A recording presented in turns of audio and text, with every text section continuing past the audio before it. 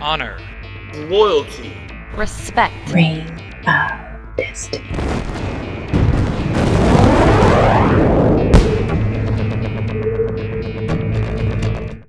Hello everybody, this is Kismet. Here we are again in Lord of the Rings Online, aka LOTRO. I'm here with Tellus and Varwi. Hello everybody. Varwi says hello. We're going to go ahead and give you a tour of the main city. A little bit what you can find, and Tellus actually found a hidden room. Let's go ahead and head on over there and take a look.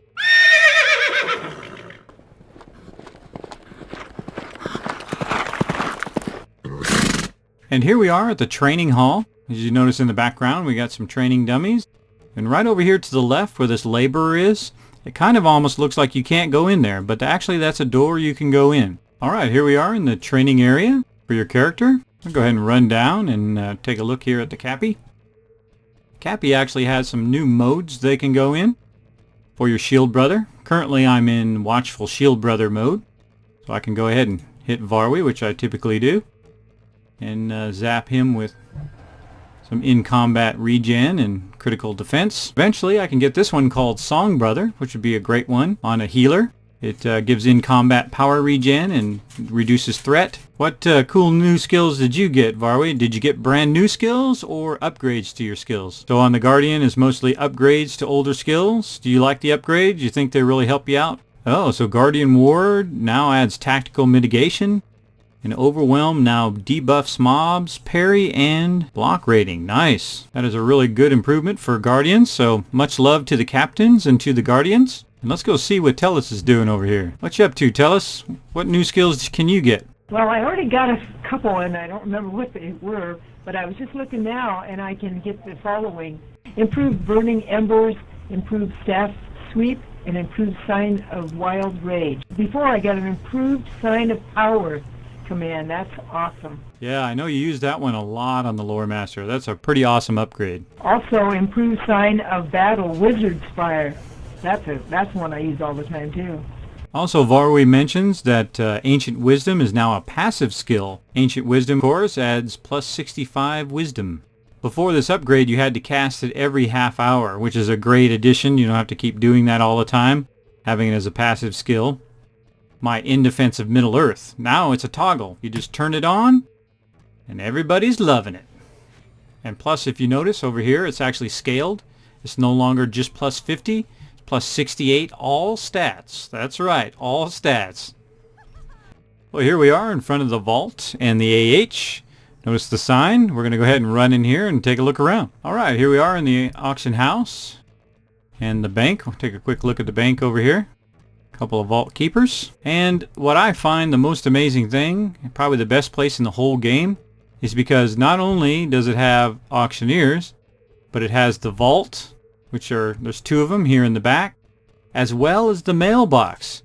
So you can go to the AH, get your items, go to the mailbox, pick them up, and take them and put them right in the bank.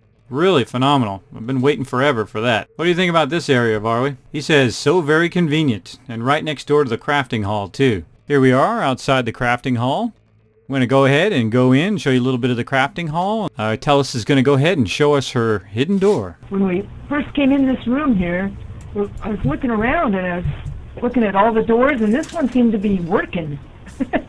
So I ran over here and I found a door. Well, let's go see what's inside the door. I was looking around and I thought, what is this? This is like a crafting hall. And sure enough, it's a crafting hall. Well, let's look around and see what NPCs are in here. This city has a tremendous amount of NPCs. Every single one you'd possibly need.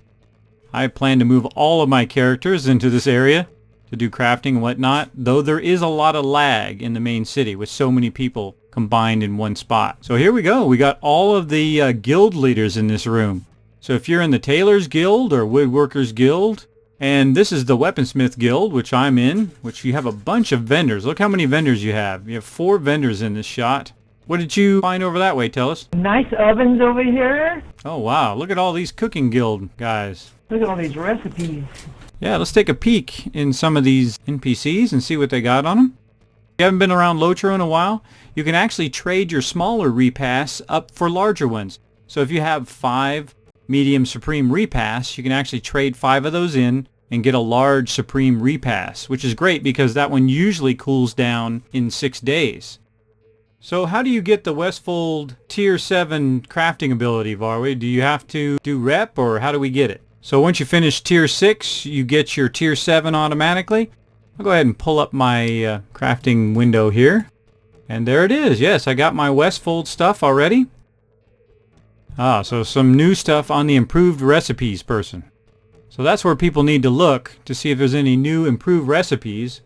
And it should say Westfold, because that's the Tier 7 stuff, as Varwe is saying. Oh, and for us Cappies, here's the old banner. I'll go ahead and bring up my Hope banner. By the way, if you hit H, it does a little tooltip floating window. Little tip for you when you're in LOTRO. And I'll go ahead and pull up the newer ones.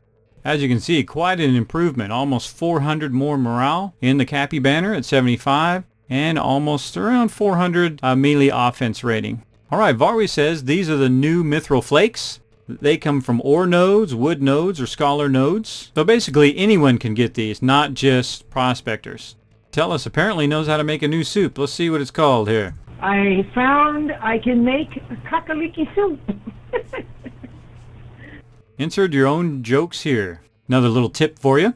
One of the things you'll notice, instead of opening your scroll cases, if you keep your scroll cases together, like in this case, see I have 4 metalsmith scroll cases stacked on top of each other, and here I have 2 jeweler's cases. Don't open them yet. You keep them all stacked up and then send them to your other kin members, and this way it won't use up so much inventory. So scroll case stacking, really fantastic.